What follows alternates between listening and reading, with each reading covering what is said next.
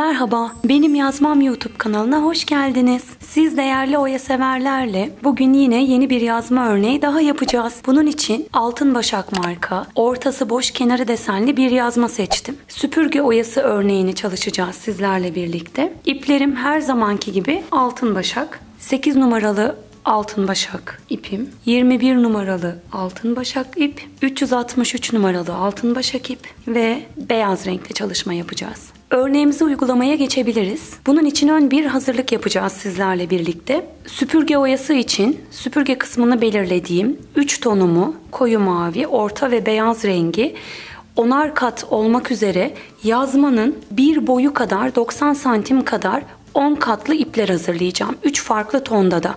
Hiç ipimizi kesmeden bir anda yazmanın tek bir tarafının sırası kadar gidebilmek için. Ben size örnek göstereceğim için bu işlemi 20 santim kadar yapacağım. 20 santim ipi 10 kat katlıyorum.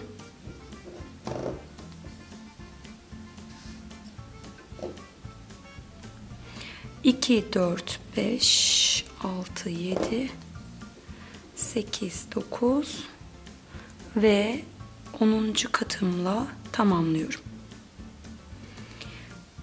İğne yardımıyla buradaki yüksekliklerini eşitliyorum ve bir düğüm atıyorum. Bu yüzden yazmanın boyundan biraz daha uzun yapabilirsiniz. 2 santim kadar. Buradan bir düğüm attım. Bu tarafında da masuradan gelen ipi kesiyorum. Diğer iki renkte de bu şekilde hazırlıyorum. Ben ön bir hazırlık yapmıştım. Şöyle yeni yaptığımı da göstermek isterim sizlere. Şimdi oya yapımımıza geçebiliriz. Yeşil renkli tam kenardan tutturuyorum.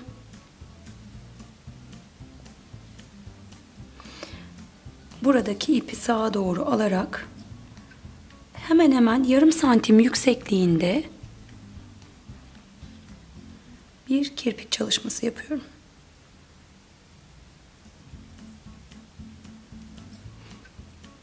Ve tam üzerine geliyorum. Bu aşamada koyu rengimizi takmaya başlıyoruz. Zürafa ile. Burada hemen hemen 1 santimlik bir pay bırakalım. Şu şekilde bu tarafı parmağımızın altına alıyoruz. Bakın önce şu şekilde parmağımın altına aldım. Oya yapacağım kısmı şöyle yaklaştırdım. Önce yeşil kirpiğin içerisinden iğne ile aldım. Sonra mavi ipin altından alıyorum ve kirpiğe sabitlemiş oluyorum. Aynı zürafanın içine, kirpiğin içine girerek bir adet de zürafa oluşturuyoruz. Burada oluşan küçücük o kirpik zürafanın büyük olmamasına özen gösterin. Onun da tekrar üzerine geliyorum. Bu şekilde 3 kat çıkacağız. Buradaki o minicik zürafanın içerisine küçük 2 milim kadar bir kirpik çalışması yapıyorum. Bir üzerine geliyorum. Şimdi orta tonumuzu takacağız. Oyanın 3 rengi de aynı anda ilerliyor. Hemen parmağımın arkasına rahat edebilmek için tutturdum. Önce yeşilin içerisinden, burada düğümden de 1 santim pay bırakarak mavi ipin altından alıp sıkıyorum. Ve iyice az önce 2 milimlik yaptığım kirpiğe sıfırlıyorum, yaklaştırıyorum. Ve kirpiğin içerisinden alarak hem sağlamlamak için hem bir sıra daha üste çıkabilmek için zürafa çalışması yapıyorum. Tekrar o zürafanın içerisine geliyorum bir üst kata çıkabilmek için. Yine aynı zürafanın boşluğunu kullanarak yine 2 milimlik bir kirpik çalışması yapıyorum. Sımsıkı üzerine geliyorum. Beyaz renge geçiyoruz şu anda. Yine 1 santim boşluk bırakarak alıyorum. yazmanın kirpiğinin içerisinden alıyorum.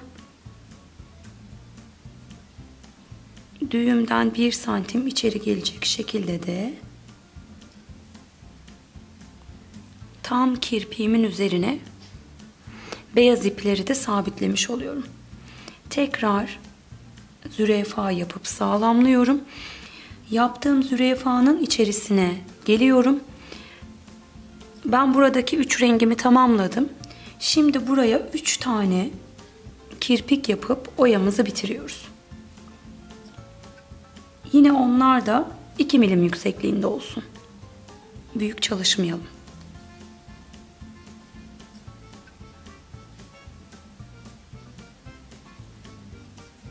Ve 3.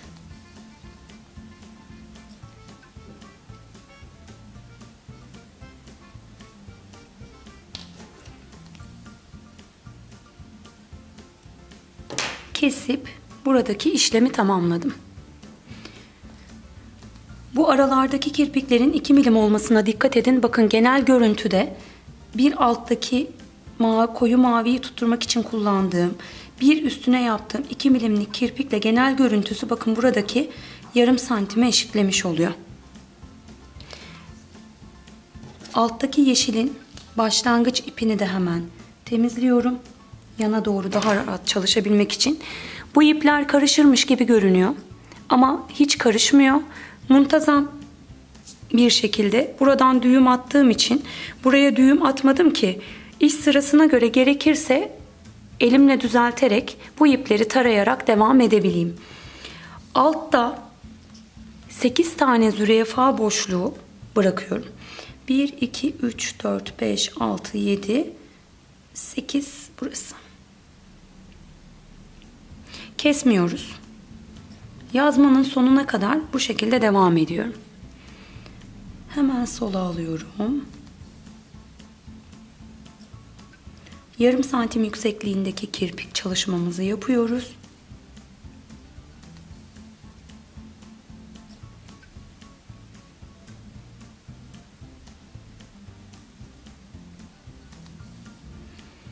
Koyu rengi getiriyorum. Burada da arada 1 santim kalacak şekilde yapıyoruz.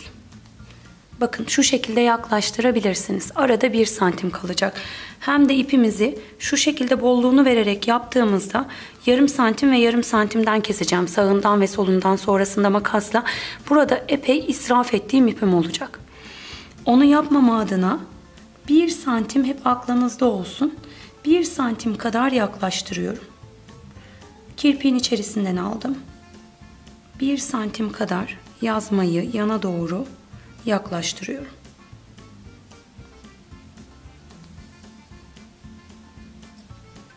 Ve sıkıyorum. Bakın burada yazmanın boşluğunu gördünüz. Sonrasında hemen zürafamı yapıyorum. Üzerine geliyorum. Ve 2 milim yüksekliğindeki kirpik çalışmamı yapıyorum. Sonrasında bu araları kestiğimizde normale dönecek yazmanın arası da. Bunu unutmayın. 2 milim. Hemen yeşilin içerisinden aldım. Mavinin altından aldım. 1 santim kadar yaklaştırdığımdan emin olup bir üst sıraya beyaz renge ulaşıyorum.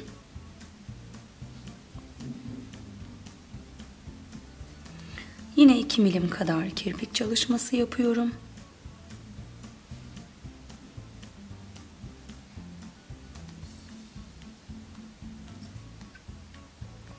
Beyazı da 1 santim kadar yaklaştırıp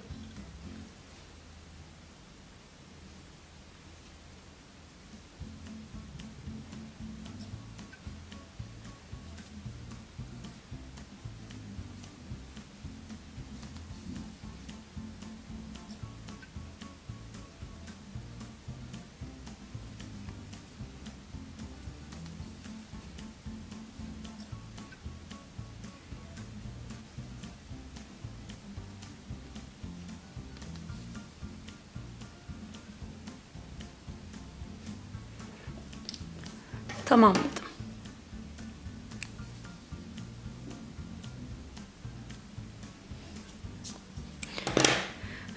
Bu şekilde örneği yapmayı sürdürüyorum. Yan yana ben 5 tane yeşil oluncaya kadar yapıp sonrasında sizlere kesme işlemini göstereceğim. 5 tane yeşilden oluşan süpürge oyasını tamamladım. Gördüğünüz gibi yazmamın altını büzdü.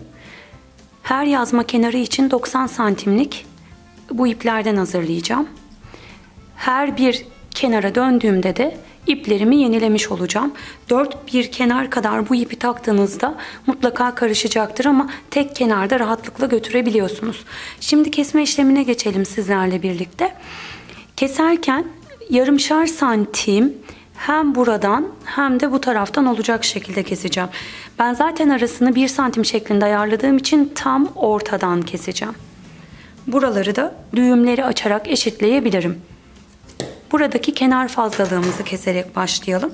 Ben bu iple sonrasında devam edeceğim için düğüm atmak istiyorum.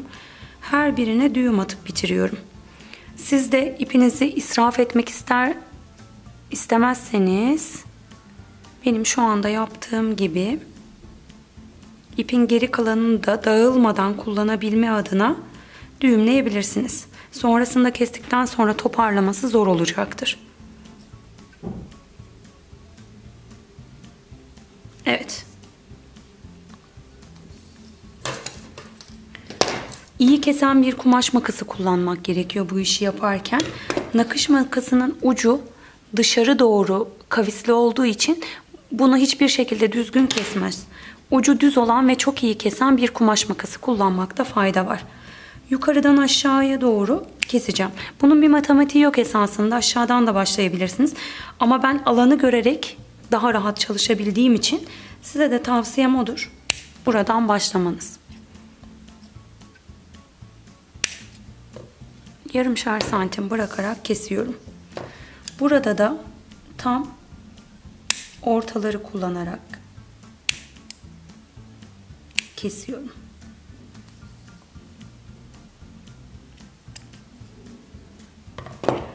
Görmüş olduğunuz gibi ilk süpürge oyamı kestim. Şimdi diğer sıramıza geçelim. Evet, ikincisini de kestim.